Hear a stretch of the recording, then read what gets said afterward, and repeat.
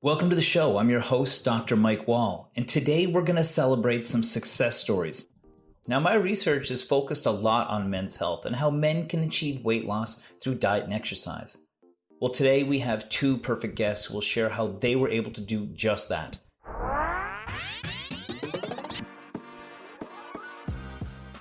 Our first guest is Derek Bishop. He's a colleague of mine from the university, and he's made some significant improvements in his health through a consistent approach to exercising properly and eating well.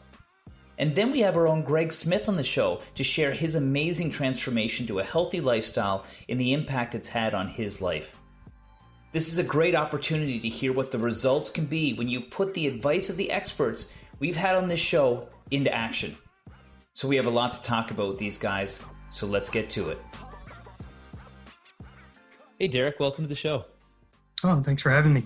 You know, we were chatting the other day, and I thought it was such an interesting conversation because you've made some pretty amazing strides when it comes to your health.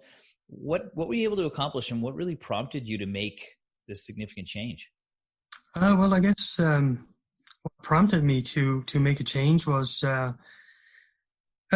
was overweight for most of my life, and I decided one day I was going to walk to my daughter to school, and I realized walking up the hill was a little difficult, or more difficult than I anticipated, and decided that it's time to make a change. So I joined a local gym here in St. John's and started working out. I was spending most of my time on one of these pedal bikes in the gym. Mm-hmm. Spent from 4 in the morning till probably 5 in the morning on this pedal bike, and I did lose 5 pounds after 2 or 3 weeks on the bike. Then I pretty much plateaued, and I met up with a friend of mine at the gym, and he introduced me to a workout program that he had online, and I started working out at that. Probably 2 or 3 weeks into that, I started noticing a change, that I was losing weight. So then I decided, well, this is actually working for me, so maybe I should now look at my diet. So then I decided to change how I ate. Prior to this, I was eating large breakfasts, large dinners, large suppers, snacking all the time, unhealthy snacks. So basically all I had to do was change my way of thinking how I ate, which I did. So about a month into it, I was down 10 or 15 pounds, and that was 7 years ago, and I haven't looked back since. So when you first started, how big were you? I was 236 pounds. Yeah. Now I'm down to about 160. Wow. That's a big change. It is.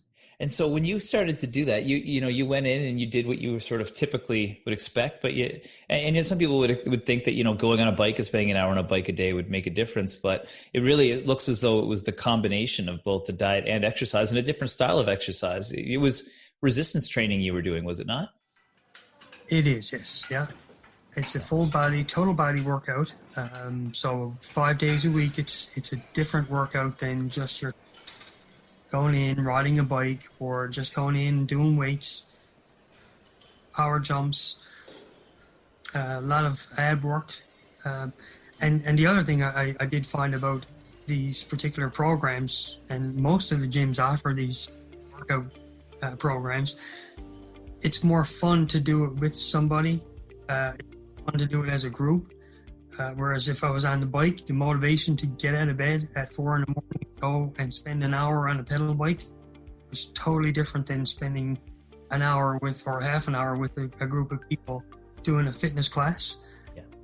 There are 4 of us that do this particular workout program that I speak of, and it was a lot easier. It just made it a lot easier, and I've been going forward ever since. That's awesome. In 7 years, it's just showing that that's not a passing sort of temporary fix. That's obviously your lifestyle now, hey? It is my lifestyle. Yeah, I can't imagine getting up in the morning and not having my workout. Right. So I crave the feeling of that workout now as opposed to food. That's good. That's good. When you were a little bit heavier and not exercising, did you have any like health conditions or health risks that were sort of related to your lifestyle? I had high blood pressure, or just the feeling of not feeling well. Since then, I mean, my blood pressure has been normal, my heart rate is normal. So there's a lot of things that have changed internal with me as well. And my doctor even says to me, like, I can't believe the change in you since you've started working out. So the benefits are really good for this. That's good. And did you start to notice like some of those changes relatively soon? So, you've had significant weight loss, but what were some of the things you started to notice pretty much right away once you found the right combination for yourself? Basically, I started noticing a lot of weight loss, and I noticed the weight loss, and then eventually, once I had the weight loss, and it turned into my body changing and toning more, showing more muscle. So basically, I that would be the most I noticed. Then shortly after that, I noticed that my blood pressure, my heart rate, just the feeling of being well. I noticed. Shortly after, I noticed the fat coming off me. Yeah. So you mentioned that you're doing resistance training, sort of a full body type thing. But what about your diet? You switched that. What were the big things that you changed in your diet? Oh well, one of the biggest things I try to do now is in terms of snacks. I try to I do the shopping for the house most times, and I just if it's not in my house, then I don't eat it. So basically, I buy a lot of bananas, apples, oranges, grapes, strawberries. I keep those in the fridge, and that is my snack food. That's for my snacks. I don't even look at chips or anything like that. So I have my breakfast, which is oats and berries, and then my lunch would be a healthy lunch, and then my supper would be a nice, healthy, protein-enriched supper. So the more protein I get, the less hungry I feel. It's funny because that seems to be a resounding thing for a lot of people. And I mean, that's something that came from my formal training, was understanding the macronutrient types. But it seems that most people that have success really understand whether they're consuming carbohydrates or fats or proteins. How long did it take you to sort of figure out what foods contain what nutrients? Well, the program that I am doing also has a part of it that is about should be eating. But one of the biggest things that helped me was to know the nutrition facts on the side of the food that you purchase, the meaning of it. Most times prior to my workout or my interest in it, I typically would just go and buy whatever I wanted and didn't even know the nutrition facts were on the side. Then I realized that the nutrition facts were on the side, and I just didn't stop at how many calories per serving. But I looked further down and found out how many sugars, how much fats were in what I was eating. So basically learning that first, and then trying to decide what it is and how much I should be taking or eating in or taking in, really helped me with that as well. So you've also got a little bit more health literacy than most people. You've got a really interesting job. You work at the medical school in the anatomy lab. How did that understanding of the body actually help you with your exercise? Well, it actually, it really helped me a lot. Understanding what muscle group I was working on. Of course, if I had any particular pains in certain areas, I kind of knew what was paining, because exercise is not all about fun, and sometimes it does create a little bit of tenderness and pain in certain areas. And working in the anatomy lab and having an understanding of the human body really helped me understand what the certain calories and how your body worked with the calories and how it burned off calories. And so the job really helped me in that way as well. Yeah, I think that sometimes it's that interest and the understanding allows you to be like, okay, if I'm doing this and I'm going to work this or I'm going to eat this, that's going to translate into A, B, and C. And that probably helped you stick to some of those things a little bit more. Today, we're talking about men's health and successful weight loss achieved through diet and exercise with our guest, Derek Bishop. He's lost over 70 pounds and kept it off for over 7 years. We'll be right back after this break. Welcome back. We're talking to Derek Bishop about his journey to finding the right combination of eating right and regular exercise that fit his lifestyle. I'm going to give a bit of background here. I met Derek because we worked together in the anatomy lab at the university, and we started talking about fitness one day, and by looking at him, you'd never assume that he wasn't fit. He just looks like the kind of guy who's always been in shape. And he told me he had a pretty interesting journey and showed me some pictures. Now, the change between him now and then is dramatic, but the changes that he feels, not the ones you see, are even more dramatic. He's talking today about his journey through fitness and diet and exercise, and he's got some great tips, but seeing it in real life, I think, should be really encouraging for people that are looking at taking on that challenge of weight loss. Let's go back and finish up our chat with Derek. What were some of the barriers you faced? Undoubtedly, you had some things that really sort of set you back and you had to recover from. A lot of the challenging things that I dealt with was in terms of food, the cravings for certain foods, trying to understand why my body was craving certain foods, trying to get rid of the craving for certain foods and replacing with other certain foods such as bananas, orange, apples, fruits. The other challenge was to try to continue eating all day. I know this sounds strange, but you just don't stop at breakfast. Breakfast is an important meal of the day, and it's a power meal. You eat a fairly large breakfast, and you're pretty much good to get to lunchtime. But between, you kind of want to have a snack. So instead of having a bag of chips, instead of having this, which I used to do, now I have an apple. So the challenge there was to actually take the apple and enjoy the apple and feel full with that apple. Did you find that you, the more you migrated away from those other foods, the less you crave them? Yes, I did. I mean, most foods these days that are manufactured or processed are meant to try to make you crave them so that you actually want them more. An apple doesn't do that. There's nothing in an apple that makes you want to have an apple except for the fact that you want to have an apple. Yeah. Whereas other foods give you sugars where your body craves sugars and craves different things that they processed into the food.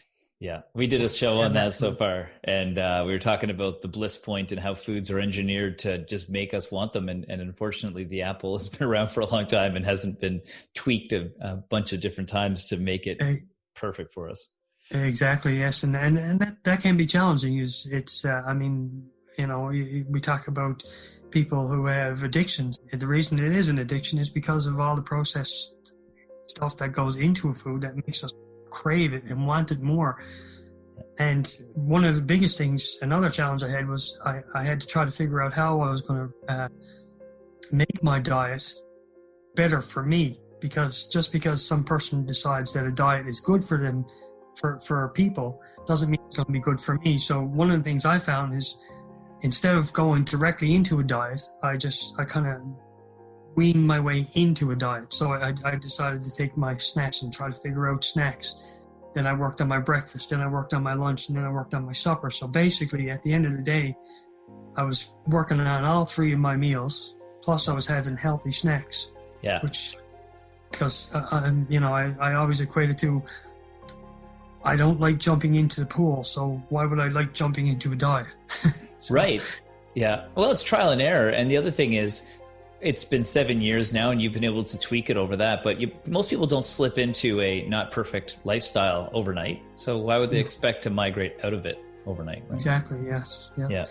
And one of the other things I also do as well is as you mentioned, I work in the MUN, and if I have to go upstairs on the fourth floor for something, instead of taking the elevator, I take the steps and take the steps back down. Now, unless I'm carrying something that I need an elevator, that's the only time I'll take an elevator. But most times I'll take the steps or just go for a walk during lunchtime or something like that, you know.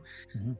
And I guess another challenge that I've had to deal with is this COVID-19, where now the gym that I go to, the local gym that I go to, it's open, but it's not open at a convenient time for me. So I've had to, since March, had to tweak my workouts at home. So that's a challenge. For sure. A lot of people have faced that, but I mean, what your program that you were doing was online. Did that assist? Oh, yes, exactly. It's been fantastic because I can get the program online. I'm not tied to one particular gym or anything like that. So that's why these online programs have really worked for me. Mm-hmm. was the fact that whoever thought that we wouldn't be able to go to the gym one day I and have know. to stay home. Yeah. But so that was a challenge there for me as well. But it's been working out pretty good for me. And same goes for meals. I mean, you're sitting home, working from home, and it's easier to get to the fridge. It's easier to buy that bag of chips. So the mindset is you still have to have it in your mind first before you work out. That's a great point. It's like a whole new adjustment period for people. It's funny. I just rounded out my dumbbell collection. I was looking for a set of 20-pound dumbbells for about 3 months online, and I finally found them yesterday. So, it's been a new challenge for people. How do you make exercises work with limited equipment? Because you can't even buy weights. Who would have thought? You can't buy a bike, can't buy weights, So Yeah, exactly. It's definitely a different change. So let's keep on talking about the exercise side of things. When you were doing your exercise, what were some of the things that you noticed for progression? Because you said you couldn't walk, you had trouble walking up the hill to your kid's school. But when you started to do the resistance training, how did that sort of show itself?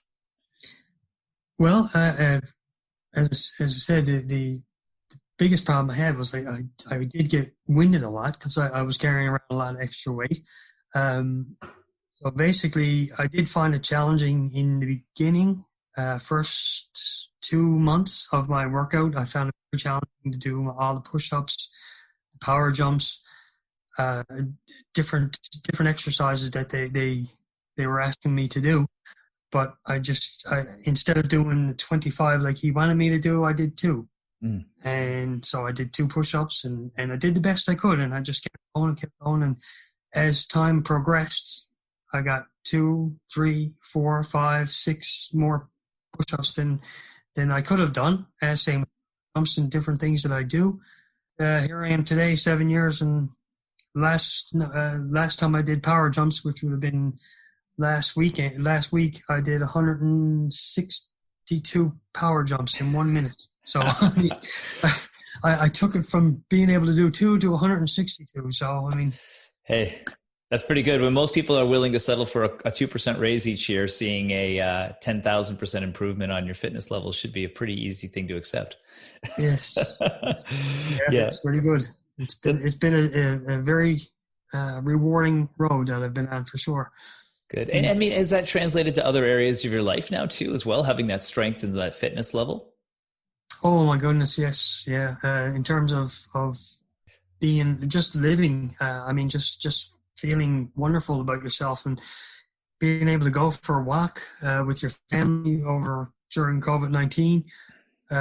We couldn't go anywhere, and we had no other choice but to either stay home or go for a walk. Myself and my wife and my 2 children, we would just go for a walk, and being able to keep up with them has been fantastic, and just taking in fresh air and enjoying life has been really good. Has your lifestyle been translated to your family members as well? It has actually. One of the program that I did find online, it does have workouts for youth with it as well. So my 10-year-old daughter has been kind of coming down and watching me do my workout, and then she'd do a workout with me, or she'd stand next to me. And my wife and my oldest daughter, who just turned 17 yesterday, same thing. She does workout. My wife does workouts. She does a lot of Zumba. I can't get into it because of the dance part. I'm not a dancer. I hear you. Yeah. No, that's great. And that's important. I think that allows you to support your food choices. So you're not making one meal for them and one meal for you guys, or you're not, you're setting aside time to work out. I think that's fantastic. Yeah. And the mindset is there for everybody then to enjoy the meal that we do. Because if you have to make 4 different meals because 3 people choose to eat different than you, it makes more stress on you. Then all of a sudden, whereas everybody has the same mindset of like trying to stay healthier and trying to eat better, what we make for supper and we make for lunch, we make for breakfast is accepted. That's great. I love hearing that. Yeah. We need a little bit more of that here at the family sort of thing, and the dynamic support. The other guest for tonight was also somebody who had a partner who was very into it as well, and together they were able to succeed. I think that level of support, whether it be for your workouts and having your workout friends, or having family at home that sort of shares the same philosophy, that is something that can't be understated. Exactly. Yeah. Yeah. It's been fantastic to have, and also support for you as well to keep going. Yeah. Yeah. If three people in the household out of four have worked out, you're probably going to get your fourth one in, or fourth person going.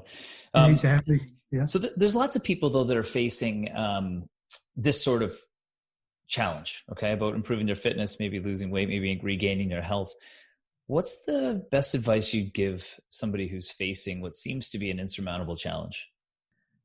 Um, my advice would be just to take it slow, enter a diet slow, basically work out slow, and let your body adjust to the new program.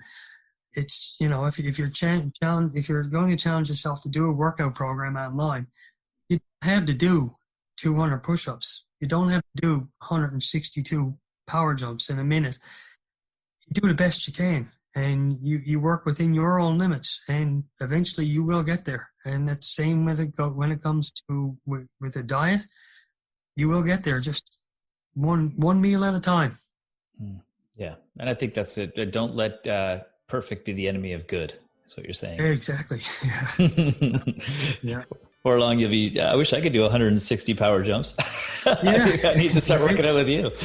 It took a while to get there, but I'm doing it. So it's pretty good, I must say. Well, that's great. I think it's so important for people to hear stories from people like yourself that have been able to actually do it. So thank you so much for sharing your story with me today. Oh, well, thank you for having me, and good luck to everybody that's going to try it.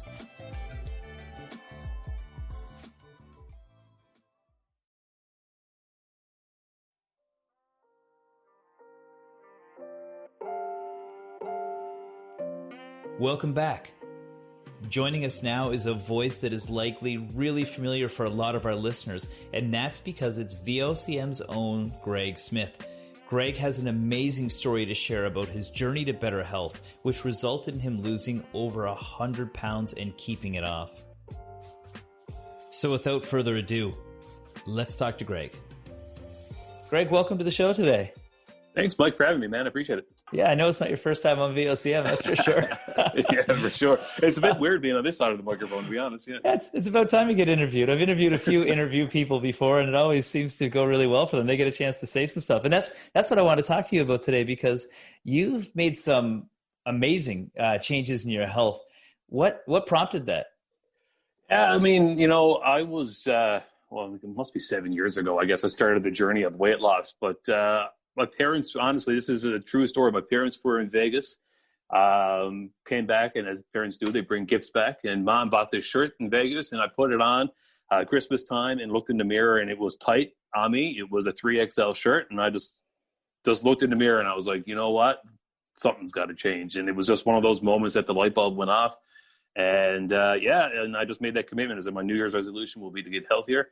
And I just started from there, and really within 6 months, I dropped 50 pounds, and that was great.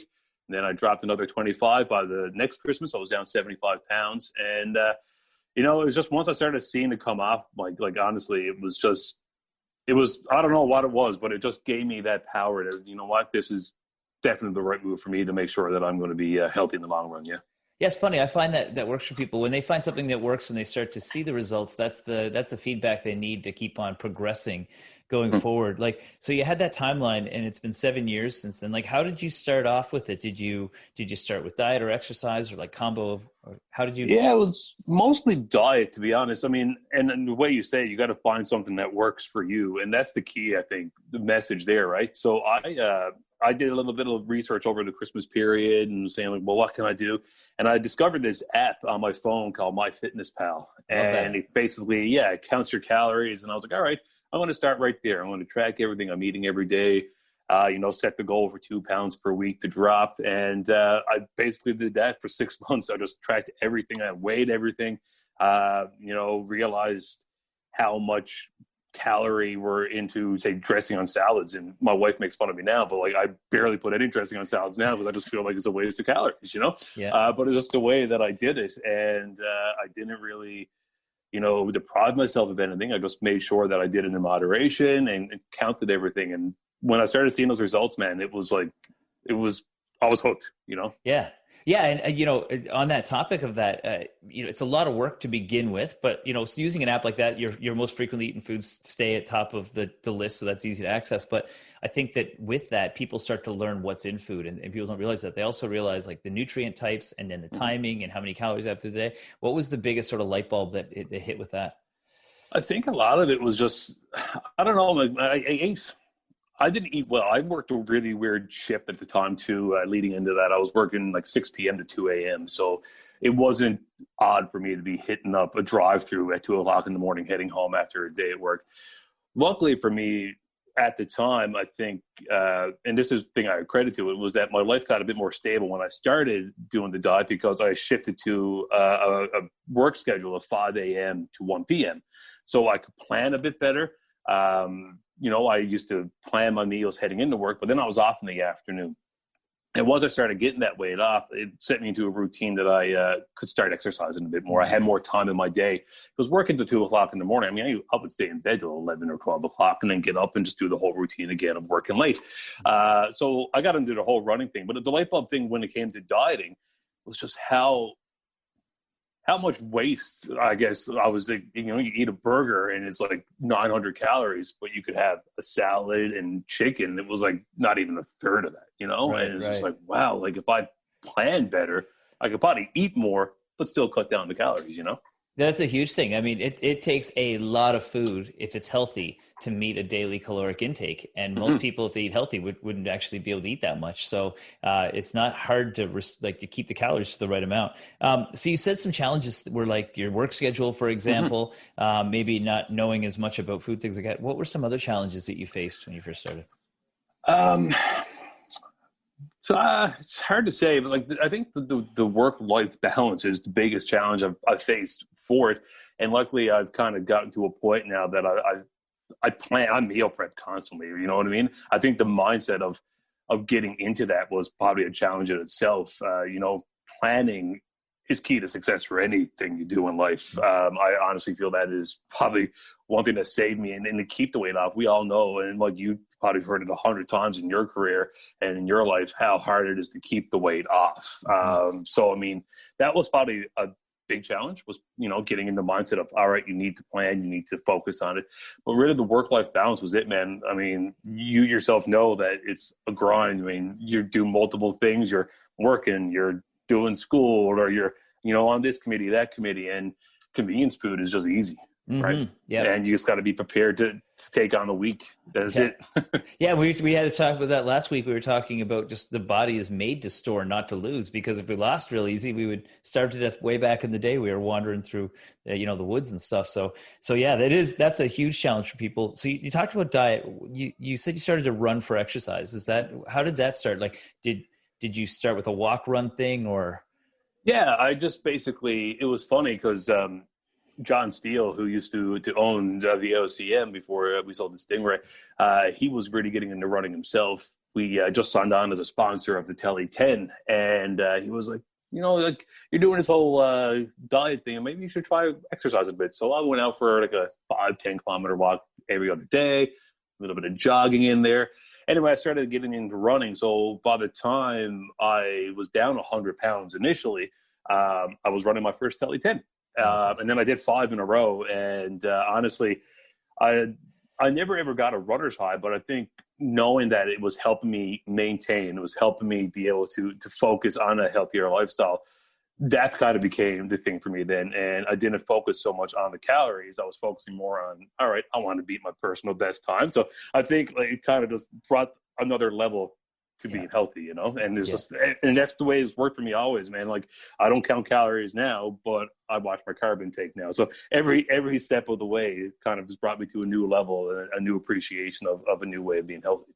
Well, I always talk about conscious competence. So, probably now when you look at a type of food, how much is in that without having to put it into your little app, right? Mm-hmm. That for sure. Yeah. And to a fault sometimes. I mean, my wife tells me all the time, she's like, you got to stop talking about how many carbs are in that. Like, just enjoy it for tonight and you can get back on track tomorrow, Yeah. I mean, but when you first started, you were overweight, right? Did you have any health risks associated with that? Not that I was aware of. I mean, diabetes and heart disease is really prevalent in my family.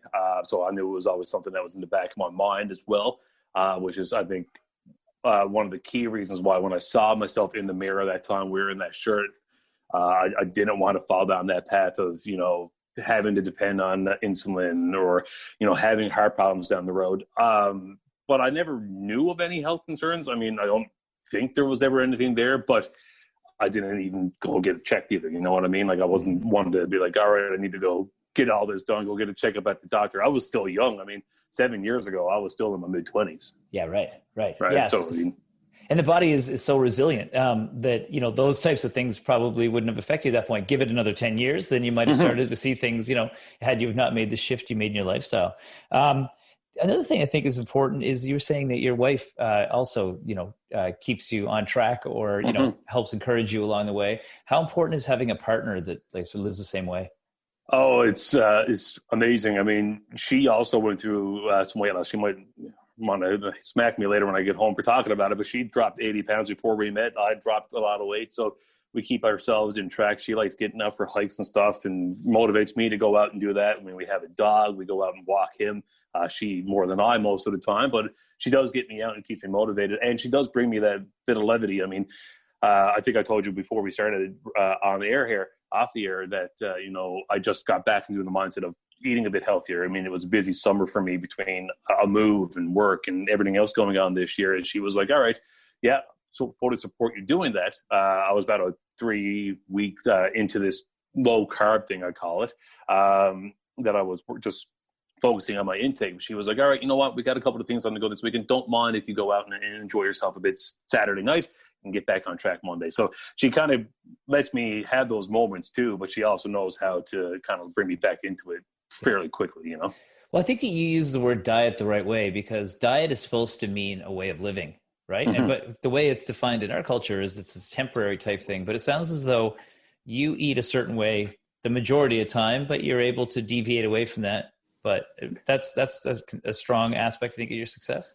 Yeah, I think so. I mean, over time, I've kind of gotten into the routine. I guess it's a routine that, like, Christmas time, you're not going to be able to upkeep a healthy lifestyle. So, like, all right, when Christmas time comes, I can't sweat it. January 1st, after New Year's, all right, back on track, meal prep, this, that, and everything else. Summertime is a hard time too. That's another part of the life that I lead now. I'm like, all right, summertime, I'm going to try my best to keep up on it. But hey, if the guys are going out for the weekend or we're getting together with friends on the deck down on Water Street, I'm not going to sweat it. I'm going to enjoy myself, Yeah. So yeah, obviously, it's key, really. Yeah. You know what I mean? Like, it is a lifestyle now, and I don't think I would have had the success that I had if I didn't bring my mindset around to where I'm to now. That maybe it's to a fault too. I mean, I do jump on the scale way too much during the week. I should probably be able to do it once or twice a week. I mean, there's faults with that, but yeah, I mean, it is definitely a lifestyle change that I just got to keep on. Yeah.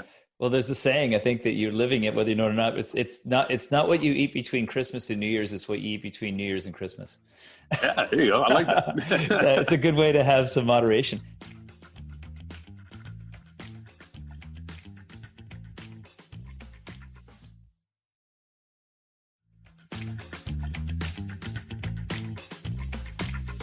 So, a lot of the time we don't hear as many stories about men's success. And I think that might have to do with some of our stubbornness and our fear of failure when it comes to health and wellness. When you were going through this, did that ever cross your mind that, you were going to go down this road and maybe it wasn't going to work because it looked like a long path? Yeah, and I've seen it, I've seen family members, seen friends try it and not get through it. I've seen success stories too. So you see both sides of it. But yeah, it was definitely, always on my mind. I mean, I can remember, and Brian Medora and I talk about this, so I don't think he minds me saying this, but I made a Facebook post and I wasn't very public about it. I kind of went through with the mindset, if I'm going to do it, I'm going to not publicize it, even though I'm in the public eye and I could probably use my platform to talk about it. I didn't want to be talking about it and then fail. So I remember making a post maybe a year after I lost my first 100 pounds, which was a year and a half after my journey, saying, wow, a year ago today, I lost that 100 pounds.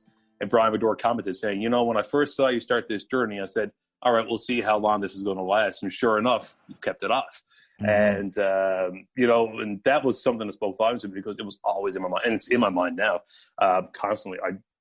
I mean, I don't want to be defined at the weight that I'm at, but I define myself at that. I don't want to fall back into that mindset. I mean, the heart disease in my family, the diabetes in my family, I don't want to get to a point that that's going to become an issue for me. And it still might. I mean, who knows, right? I mean, it is what it is. I lived a large part of my life as a large man. I was 340 pounds when I started this journey. I was in my mid-20s. Yes, I made appropriate changes now, but I mean, how long did that decade of my life of being at a heavy weight, I mean, how much effect did it have on me, So it's always on my mind for sure, yeah. Like, run me through like what a typical day would look like for your food. So right now, focusing on a lower carb intake for me, basically I get up in the morning and every day it's eggs, like an omelet or something along those lines with veggies. Veggies is a big part of everything. Salads for lunch with chicken, wraps. Now this might not be the healthiest choice, but with the low carb, there's a bit more of a high protein and a bit more fat intake with it. You do a cheese wrap instead of bread wrap. You know what I mean? Mm-hmm. Things like that. So typically for me right now, coming to work on a Monday to Friday, I'll have omelets in the morning. Lunchtime is like salads and protein. Supper time, I'll go in and I'll have meats from steaks to lamb to whatever like that with a salad again. It's always with the greens, really. I think that's a big part of my diet now is that before I never even wanted to look at a leaf of lettuce or spinach, but it's a part of every meal for me now. And that's a typical day for me for sure, yeah. Good. That's great. And then when it comes to your running for the Tele 10, I mean, that must have been challenging when you were first, getting back into shape and then also your joints must have been hard on them. How did you get any help with that or did you follow a training program? I kind of just took it under my own self-interest to try, did a lot of research online. I didn't do any training clinics, running clinics. I think that's what they're called, running clinics. Mm-hmm. I didn't do any of that. I kind of just did it as I went. I had a buddy of mine who was interested in trying to do the Tele for the first time. He was a bit more athletic than I was, so I used to go for runs with him. The first time I ran the Tele, I was 240, 250 pounds. Did it in just over 2 hours. So then for me, that's when the goal started setting in. It's like, all right, well, if I drop a few more, pounds, I can and start working out. Anyway, time and time again. But yeah, I think, it's just trying to figure it out on my own. I just wanted to have that self-accomplishment. I feel like, I guess maybe that's part of the ego part of me, but I wanted to do it on my own and be that person, but I mean, that was what worked for me at the time. Yeah, listen, it's all about accomplishment and it should be something you enjoy and it gives you something to focus on. And that's the nice thing about it, that when you do it properly, you can see these small incremental changes instead of trying to look for that 10% change immediately. You look at 1% for 10 weeks or vice versa. Yeah, for sure. That's good. Right. Well, I mean, besides the health benefits, which you're going to see, especially with your family history, what were some of the other things that you really noticed about like the physical, mental, whatever, physiological effects? I think a lot of it, I mean, it's just, what's the way to put this? More, I guess, internally, I was proud of myself just to know that I succeeded at this. It's a bit of a success to myself, a personal victory, I guess, is one mental thing that I think, I take from it, knowing that I can accomplish something that was this. I mean, I was 340 pounds at my heaviest. I'm now usually around 200, 205. I mean, that's a teenager, you know what I mean? Like, so that's something I take mentally and I'm proud of that. One of the things I do take from it though, I feel like it kind of carries with me a lot too. And this is probably why a lot of people don't want to talk about their journeys and stuff. I feel like it's something that defines me still. People, obviously like, I can't believe how much you do that. I mean, you're looking great. And it's something that people always bring up to me. People who've known me for a long while. Some people who I'm close with, I mean, after a while, they're like, this is who I am now, right? But people you don't see very often or people that you associate with from time to time. I mean, it's not a bad thing. I mean, yeah, it's great. I feel proud that I did it. But at the same time, it's something that has now become who I am. And not always a bad thing, but at the same time, it's always there, Yeah, it's constantly on your mind. It's such a major accomplishment. I guess that's the other thing is I'm talking to people today that have had success because it is so challenging for folks. So what advice would you give to somebody that's listening that's really, really contemplating taking this journey and may have failed a few times, but really wants to make the change? The big thing is, and I think we started off with this, is finding something that works for you. everybody is different. Getting out and trying something and failing at it is not the end of the road. You got to find the perfect fit for you. You got to also have that moment. I mean, I had that light bulb moment that I was like, I need to change. And sometimes that's all it takes. But there are so many things out there, Mike. You know yourself, people do fad diets, which do work. But if you don't keep it up as a lifestyle, it's not going to continue to work. So you need to find something that is sustainable. You need to be able to change the mindset on that. And really, that is the key message for me, is just find something that works. And once you find it, you'll know that you're going to succeed at it. I mean, I've tried and failed 100 times before I actually found the light bulb and the light at the end of the tunnel. Mm-hmm. I mean, I tried everything. And even during this journey, I've tried things. I've done programs that was like a 30-day fast or whatever, just to try to keep motivating myself. It works for a period of time. But let's be real. It's not a sustainable thing. I mean, how many 30-day fasts can you do in a run of a year and not deprive yourself? You know what I mean? Yes. Depriving yourself is not going to get you to the end of the road either. So, find the right fit. That is the thing you got to do, whether it's working out, whether it's running, whether it's counting calories, or whether it is cutting back on the carb intake. If you can sustain that and you know it's working for you, that's what's going to work for you. Mm-hmm. Well, Greg, I think that's great information for anybody listening. I know there's lots of people that are struggling with their weight and trying to find a happy medium for a healthy lifestyle. So I really appreciate you walking us through that today. No, man, I appreciate the time and for inviting me on the program. And I've been listening for a while, so it's great to be on the other side of the microphone for once. Awesome. I'm glad you got to share. Well, that's today's show. I really appreciate Derek and Greg sharing their stories. They both accomplished so much, so hearing about their journey should give us all a bit of reassurance that it is possible. And although tonight we shared stories from these fellas, this should resonate with all of us out there because we all face different challenges in today's society when it comes to our health. So when you decide to make a change, do like these two did.